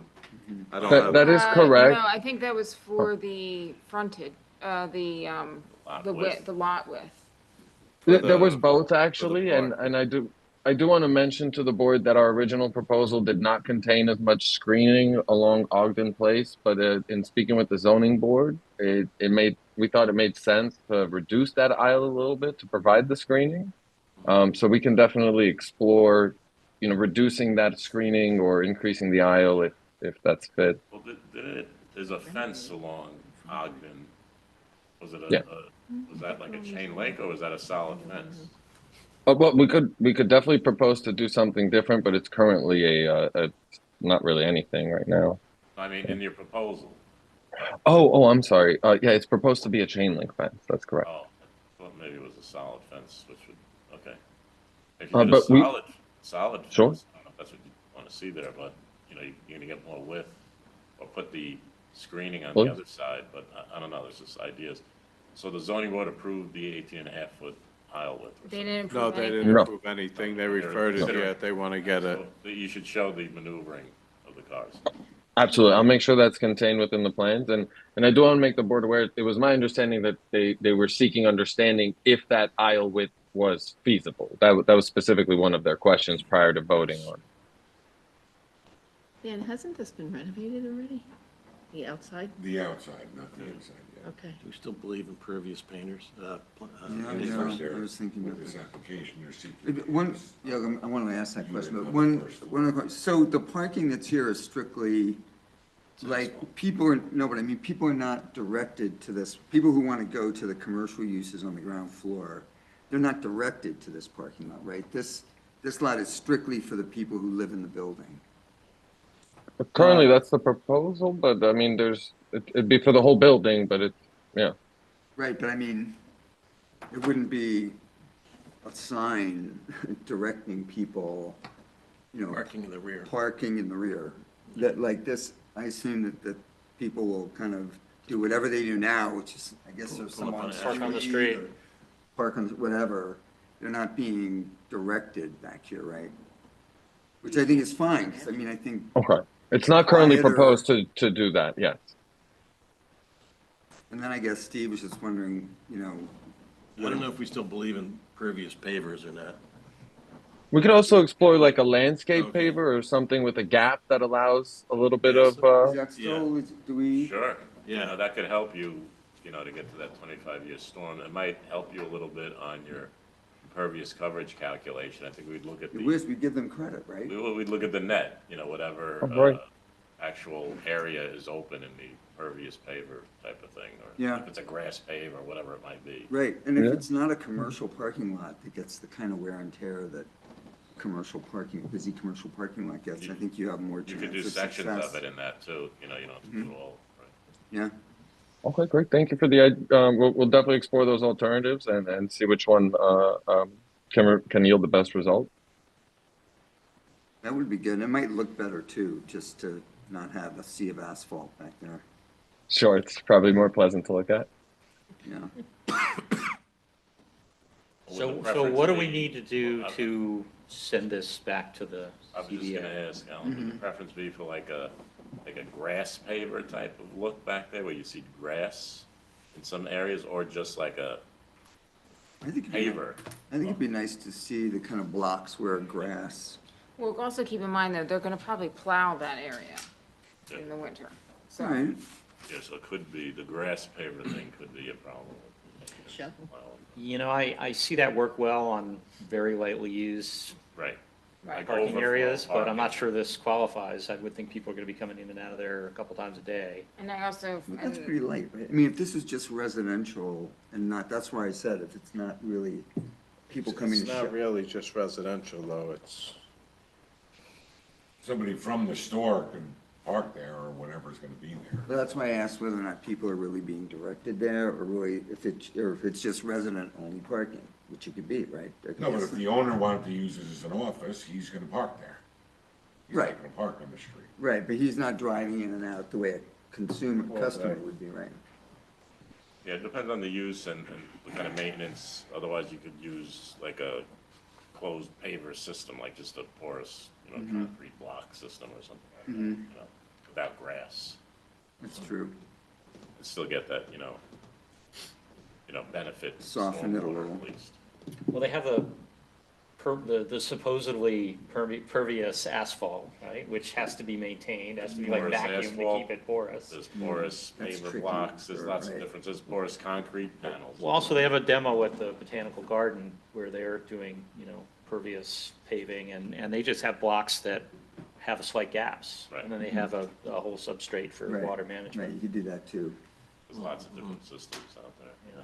So I guess if we were gonna ask them to do a grass solution, I would want some But I'm not. studies showing that it would actually survive in this. Yeah, I'm not environment. saying it needs to be grass necessarily. I think that looks the best, but I think some kind of pervious system back there makes. They should just look at the balance between the stormwater benefits Yeah.